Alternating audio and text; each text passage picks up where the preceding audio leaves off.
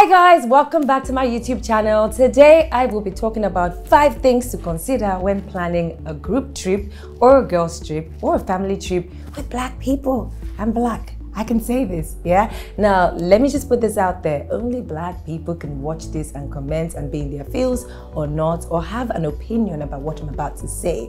If you're not black, I think it's advisable for you to just keep on moving and maybe watch something else, because you're not allowed to take jokes at us. It's our thing. It's what we do. We laugh at ourselves, we mock ourselves, we hug ourselves, and it's just one of those things that we will never get tired of doing. Coming in at number 5. Whew. The planning stage. Now, when planning a group trip or a girls trip or a family trip with black people, it's always hellfire to even plan. You say, let's go on a trip. Getting the numbers together at the beginning, maybe 50 people will jump on it. And guess what? It's like everyone's like, yeah, let's do this. Yeah, of course. Let's go to Jamaica. Oh, let's go to Bora Bora. Oh, let's do this. Oh, let's go for your bridal shower here. Let's do this. Let's do this. Let's do that. Whew. First thing that starts to go wrong is the number starts to reduce. From 50 people at the end of the planning, or almost at the point of going on the trip, maybe just 8 or maybe just 5 people would actually make the trip. We're very interesting people like that. We can't seem to agree. We can't seem to get to the point quickly. We just love to just air our opinions. Maybe you open a group. Have you ever had those group trips that you open this group for and you say, guys, let's go to Bora Bora. 12 of you guys. Sure, no problem. Oh, that's fabulous. Okay, let's do this. We jump on the group. We start sharing ideas. We start sharing pictures. We start sharing things that are going to make this trip fantastic. Number 4. We cannot seem to pick a date. You find people who come up with why they can't make the trip because their dog fell sick last minute and they couldn't find a dog sitter who was free, because every dog sitter in their neighborhood was sitting a dog of a niece, an auntie, a cousin, or a friend. Sounds familiar? Whew. From 12, let's say 2 are falling down the way at number 4 because they can't seem to make out time to make this trip going on. Okay, let's come in at number 3. Someone's always late. Sounds familiar? You know the trip is in 2 weeks. You've been aware of the date. Somebody is going to get their passport stuck somewhere. Somebody is going to forget that their visa is about to expire. Somebody is going to forget that this trip is in 2 weeks. Lastminute.com, and even on the final day, arriving at the airport, there's that one person who almost misses this flight. Sounds familiar?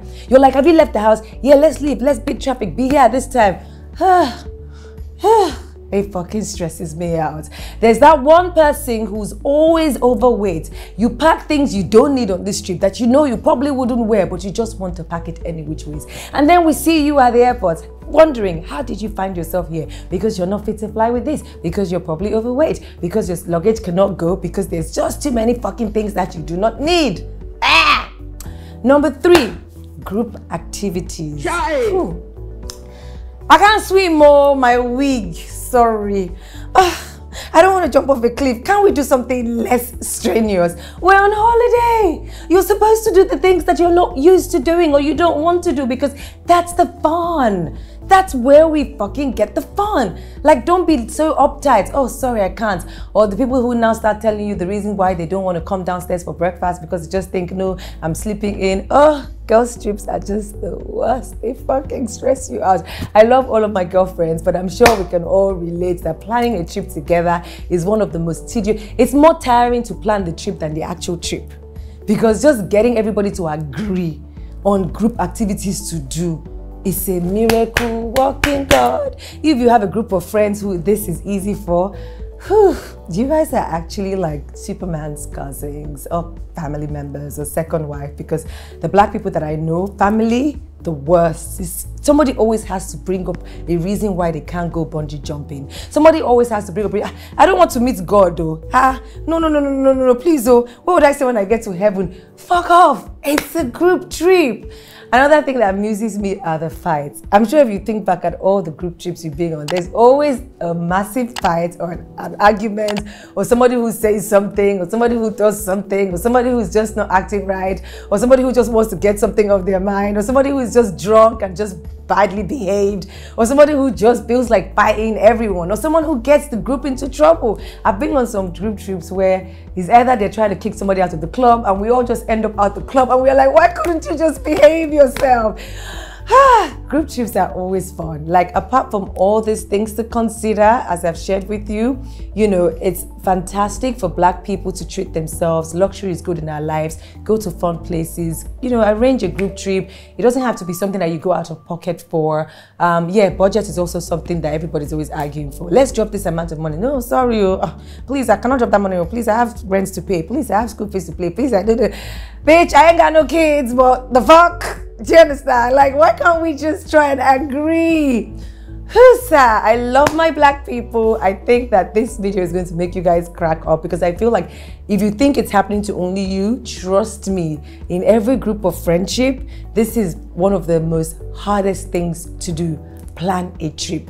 To curb the issue of dates, I think it's very important in your groups of friends, family, whatever, to make sure you plan ahead. That's really the key to curbing it. So maybe from Christmas, let's start planning summer.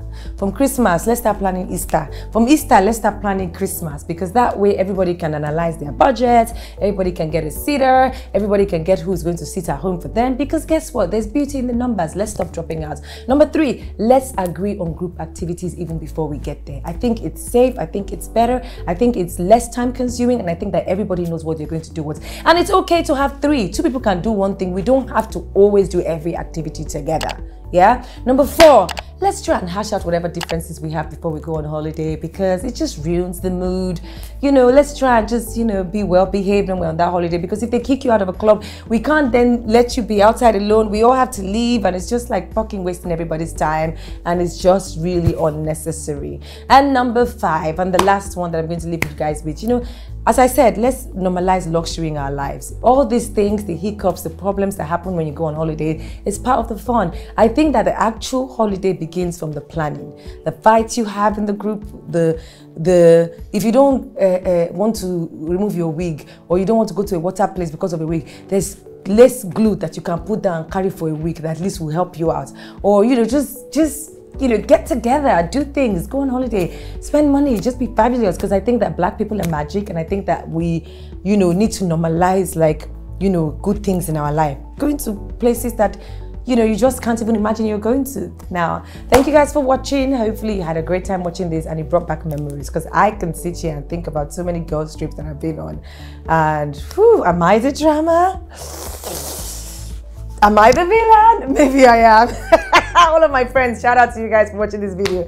I'm sure we'll all sit back and remember that one time in this one place. I went on holiday once, guys, and I was fasting for 70 days. I was the most annoying person on that trip. Literally, Miami. I remember all my friends thinking I was fucking crazy. I couldn't go clubbing because I was fasting. I couldn't eat with them most times because I was fasting. I couldn't do all the fun stuff. And they were like, why did you end up even coming? But at least I came, bitches. I was there. And I have fabulous pictures from that trip.